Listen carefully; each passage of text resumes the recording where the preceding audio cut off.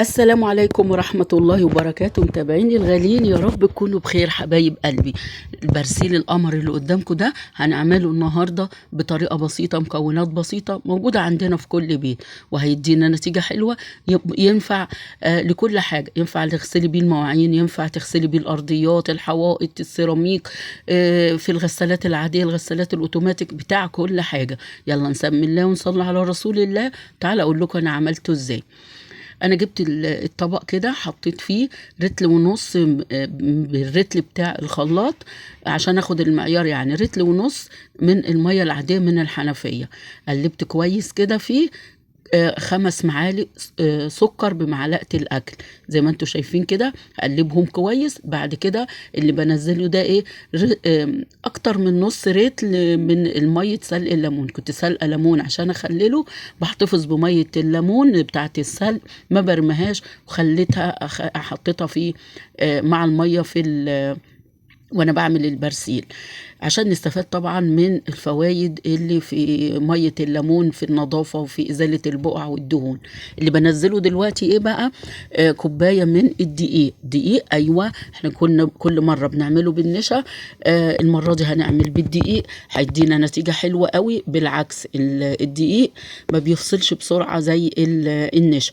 النشا لو عاملين كمية صغيرة بنحط نشا عشان بيفصل معانا بسرعة. لو كان كمية كبيرة وقعد فترة هيفصل، بس احنا برضو لو فصل بنعالجه، ناخده على النار مع معلقة بطاس ونقلب نقلب، هتلاقيه رجع تاني زي الفل وتقيل تاني. انا هقلب كويس كده، النشا مع الليمون مع السكر مع المية. واللي بحطه دلوقتي على جنب دول المفروض ان هم معلقتين هرميين بمعلقة الاكل من البطاس او الصودا كاوية او الدبوشار او هيدروكسيد الصوديوم، او القطرونه او حجر تسليك المجاري، حسب، او الزفتة، حسب اسمه ايه في كل بلد عربي. عندنا اسمه البطاس في مصر. قلبت كده كانوا هم يعني اللي باقيين في الكيس، يطلعوا معلقتين كبار هرميين. هنزلهم كده على الدقيق والنشا والميه والسكر والليمون، عشان انا كل مره بقى لما بنيجي نعمل مساحيق او صابون بندوب البطاطس وبنسيبه لما يبرد. المره دي هننزله وهو سخن عشان نسوي بيه الدقيق. زي ما انتوا شايفين كده، نزلت بالبطاطس وهو سخن على الدقيق، مع التقليب عمل لي قوام الجيلة، اللي عامل زي الجيلي كده، زي المهلبية الخفيفة. زي ما انتوا شايفين اداني اللون الكناري الجميل دوت. يعني مع التقليب هتلاقوه ابتدى يتقل. انا مش هكتفي بكده، انا لسه هرفعه على النار عشان اسوي الدقيق اكتر، بس لما احط كمان الاضافات اللي باقيه زي ما انتوا شايفين. لا، انا كده بقى ما حطيتش الاضافات، خدته على النار على طول. هنقلبه شويه على النار حوالي 4 دقايق كده عشان نسوي الدقيق. بصوا اداني قوام لزج وتقيل زي ما انتوا شايفين كده. رفعته من على النار، هبتدي احط ايه الاضافات.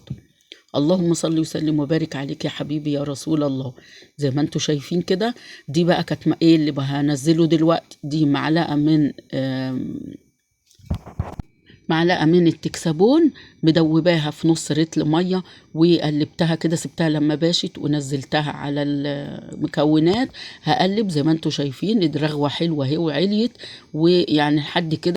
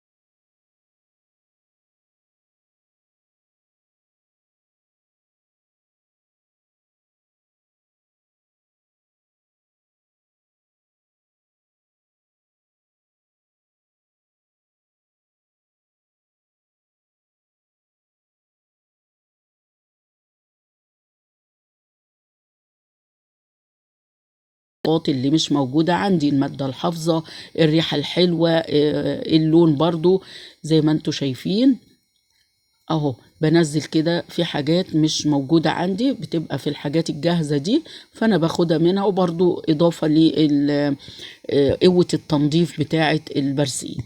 هننزل كمان ايه دلوقتي؟ ده كيلو او رتل من البرسيل الجل، جايبه من عند العطار، من عند العطار، انا من عند بتاع الصابون. زي ما انتوا شايفين كده، انا بسجل بقى ايه في وقت متأخر قوي وكابس عليا النوم، فتلاقوني بهنك كده وانا بتكلم، معلش. كده انا جايبه البرسيل من عند بتاع الصابون، انا جبت لونه موف، حابه اعمله باللون الموف ده. هقعد اقلب فيه شويه حلوين. شايفين الرغوه، شايفين القوام، الرغوه دي طبعا هتهبط، احنا عايزين نعمله للغسالات، هو يمشي للعادي وللاوتوماتيك، بس انا عشان هعمله للاوتوماتيك فحطيت ملح الليمون. انت ممكن ما تحطيش ملح الليمون ولا تستخدميه للغسالات العاديه بس. هنا بقى هو تقل معايا، هبتدي ان انا احط ايه؟ ميه. نزلت رتل ميه كده، لسه هنزل تاني مع التقليب المستمر. اهم حاجة في صناعة المساحيق او صابون المواعين او البرسيل التقليب المستمر. قلبي كتير قوي على قد ما تقدري.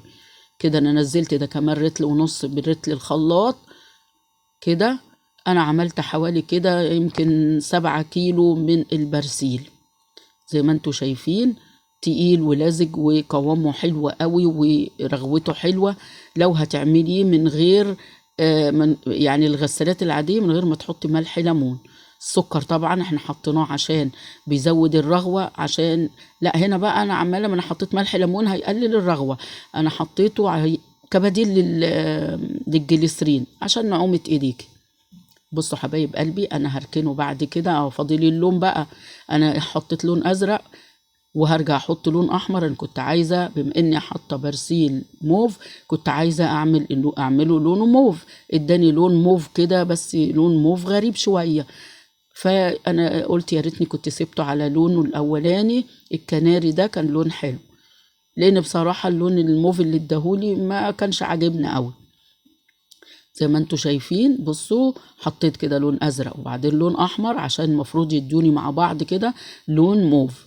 طبعا هي عشان كانت الوان مش الوان مايكا، فاللون اتغير، وتقريبا بقى كده البوتاص كمان سحب اللون، فاداني اللون اللي هتشوفوه دلوقتي بعد الرغوه ما تهبط. انا بقلب كده، اللون شابط فوق في الرغوه، بس مع التقليب انا هقلب كتير لحد ما الرغوه تهبط تحت، وهسيبه كمان ساعتين وارجع اوريهولكوا، وهتشوفوا لون يعني كويس. احنا مش بنعمل انا بس بقول لكم انه ايه، الرغوه زي ما هي شابطه فوق كده. بصوا كل ما انا بحرك الرغاوي كده بينزل لتحت زي ما انتوا شايفين.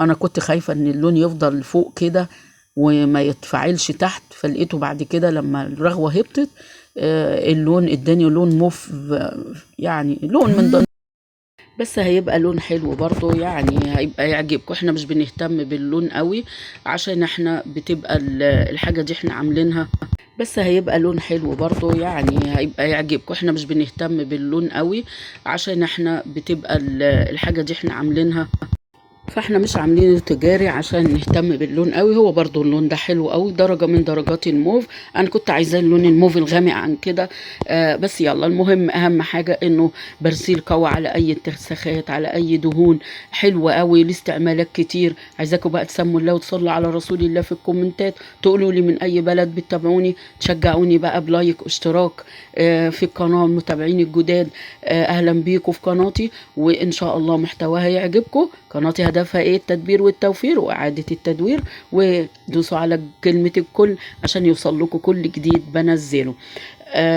نرجع بقى كده، بصوا للبرسيل، انا سيبته ساعتين لقيت القوام اهو. بصوا الرغوة كانت هبطت والقوام بقى جميل وتقل، ولسه كمان ده هو كده يعني يعتبر لسه ما سخنش، لسه سخن قصدي، يعني لما هيقعد كمان هيتقل. انا غسلت بيه، انتوا عارفين انا ممكن انزل الفيديو بعد ما اعمله بيومين 3 اسبوع، ببقى عملته واستعملت الحاجة اللي انا عملتها، وببقى واثقة من الكلام اللي بقوله لكم. فانا اشتغلت بيه وحطيته في الغسالة، حلو قوي، بينظف كويس جدا. جربوا، ما تنسوش اللايك وما تنسوش تسموا الله وتصلوا على رسول